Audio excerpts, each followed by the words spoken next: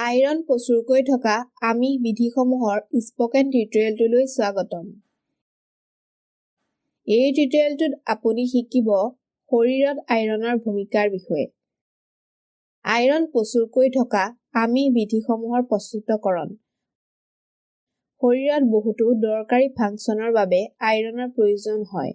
আমাক আইৰন লাগে বৃদ্ধিৰ বাবে, মগজুৰ ফাংচন, স্মৃতি শক্তি আৰু মনোযোগ দিবলৈ। ইয়াক লগতে লাগে কোষৰ ফাংচন আৰু হৰম'ন বিশ্লেষণৰ বাবে। আইৰনে লগতে শক্তিশালী ইমিউনিটি অটুট ৰখাত সহায় কৰে।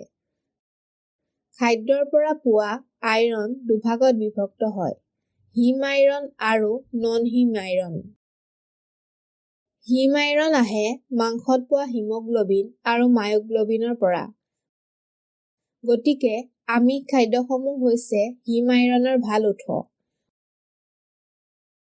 উদাহৰণস্বৰূপে ছাগলীৰ মাংস, ছাগলীৰ লিভাৰ, চিকেন লিভাৰ, প্লীহা, হাওঁফাওঁ ইত্যাদি।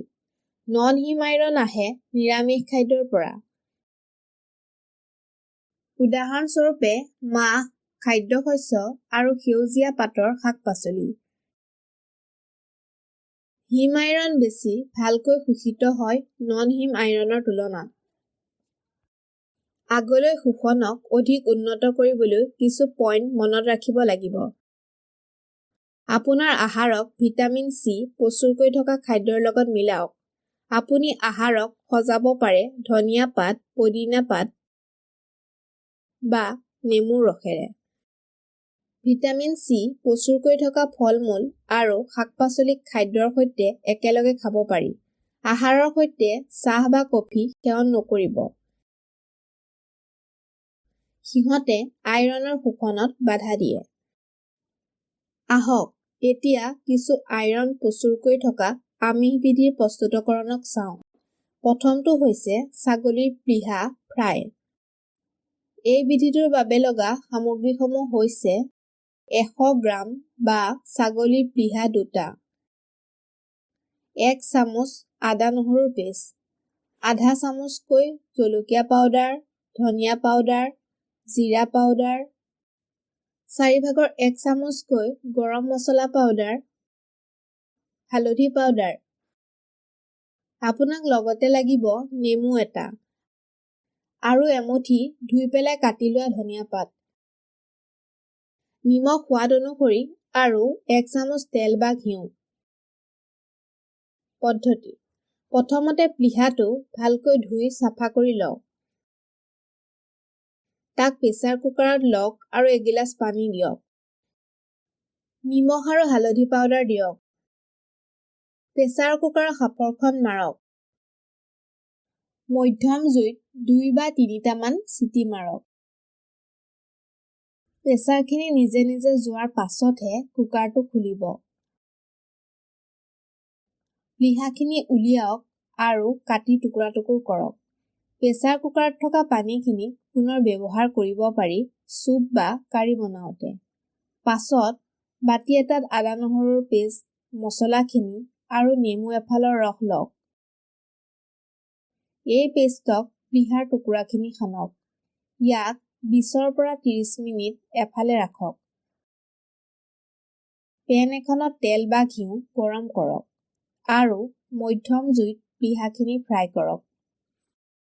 দুয়োফালে ভালকৈ ভাজক আৰু ইয়াত বাকী থকা নেমু ফালৰ ৰস ছটিয়াই দিয়ক।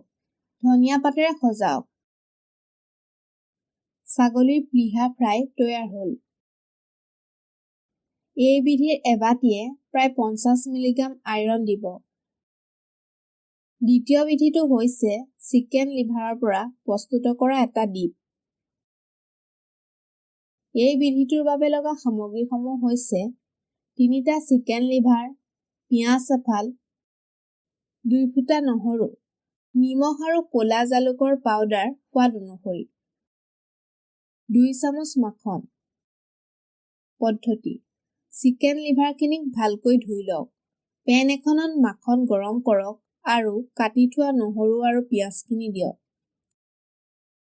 তেতিয়া চিকেন লিভাৰখিনি দিয়ক আৰু মধ্যম জুইত কিছু মিনিট লৰাই থাকক।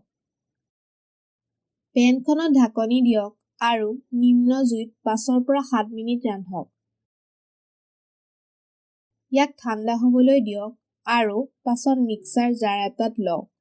নিমখ আৰু ক'লা জালুকৰ পাউডাৰ দিয়ক। ইয়াক খুন্দি কোমল পেষ্ট এটা কৰক। চিকেন লিভাৰৰ ডিপ তৈয়াৰ হ'ল। ইয়াক এটা বায়ুৰুদ্ধ পাত্ৰত ভৰাই ৰেফ্ৰিজাৰেটৰত এসপ্তাহমানলৈকে জমা ৰাখিব পাৰি। এই বিধিটোৰ এবাটিয়ে প্ৰায় 16 মিলিগ্ৰাম আইৰন দিব। পাছৰ বিধিটো হৈছে ছাগলীৰ হাঁওফাঁওৰ কাৰী। এই বিধিটোৰ বাবে লগা সামগ্ৰীসমূহ হৈছে 150 গ্ৰাম হাঁওফাঁও, এমুঠি ধুই লোৱা ধনিয়া পাত, এমুঠি ধুই লোৱা পুদিনা পাত, সৰু পিঁয়াজ এটা, সেউজীয়া জলকীয়া 2টা, 3 চামুচ দৈ, 1 চামুচ আদা নহৰু পেষ্ট। প্ৰয়োজনীয় মছলাখিনি হৈছে 1 চামুচ ধনিয়া পাউডাৰ, আধা চামুচ জিৰা পাউডাৰ, 1 চামুচ শুকান মিঠি পাত, 4/1 চামুচ ক'লা জালুকৰ পাউডাৰ, নিমখ সোৱাদ অনুসৰি। আপোনাক লগতে লাগিব 1 চামুচ তেল, ঘিউ বা মাখন। পদ্ধতি: ছাগলীৰ হাঁওফাঁওক ভালকৈ ধুই লওক। সিহঁতক সৰু সৰুকৈ টুকুৰা কৰক আৰু এফালে থৈ দিয়ক। ধনিয়া পাত আৰু পুদিনা পাতক মিক্সাৰ জাৰ এটাত লওক। তাত পিঁয়াজ, সেউজীয়া জলকীয়া, আদা নহৰুৰ পেষ্ট আৰু দৈখিনি দিয়ক। সকলোকে ভালকৈ খুন্দি কোমল পেষ্ট এটা কৰক। প্ৰেছাৰ কুকাৰ এটাত তেল গৰম কৰক। প্ৰস্তুত কৰা পেষ্টখিনি ইয়াক বাকক। কেঁচা পিঁয়াজৰ গোন্ধটো নোযোৱালৈকে ভাজক। তেতিয়া হাঁওফাঁওৰ টুকুৰাখিনি দিয়ক। ধনিয়া পাউডাৰ আৰু জিৰা পাউডাৰ দিয়ক। লগতে ক'লা জালুকৰ পাউডাৰ আৰু শুকান মিঠি পাতখিনি দিয়ক। সকলোখিনি ভালকৈ মিহলাওক আৰু 1 বা 2 মিনিট লৰাই থাকক। পানী একাপ দিয়ক আৰু প্ৰেছাৰ কুকাৰৰ সাঁফৰখন বন্ধ কৰক। উচ্চ জুইত ৰান্ধি চিটি এটা মাৰক। তেতিয়া নিম্ন জুইত 12 পৰা 15 মিনিটমান ৰান্ধক। জুই বন্ধ কৰক। প্ৰেছাৰখিনি নিজে নিজে যোৱাৰ পাছতহে কুকাৰটো খুলিব। ছাগলীৰ হাঁওফাঁওৰ কাৰী তৈয়াৰ হ'ল। এই কাৰীৰ এবাটিয়ে প্ৰায় 10 মিলিগ্ৰাম আইৰন দিব। আপুনি এই বিধিটো বনাবলৈ হাঁওফাঁওৰ পৰিৱৰ্তে ছাগলীৰ কিডনী ব্যৱহাৰ কৰিব পাৰে। আমাৰ শেষৰ বিধিটো হৈছে সৰু শুকান মিছামাছৰ ভাজি। এই বিধিটোৰ বাবে লগা সামগ্ৰীসমূহ হৈছে 20 গ্ৰাম সৰু শুকান মিছামাছ,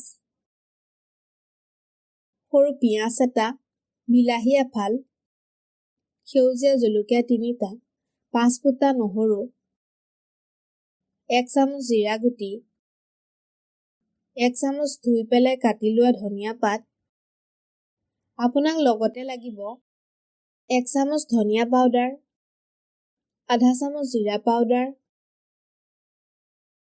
আধা চামুচ হালধি পাউডাৰ, 1 চামুচ তেল বা ঘিউ।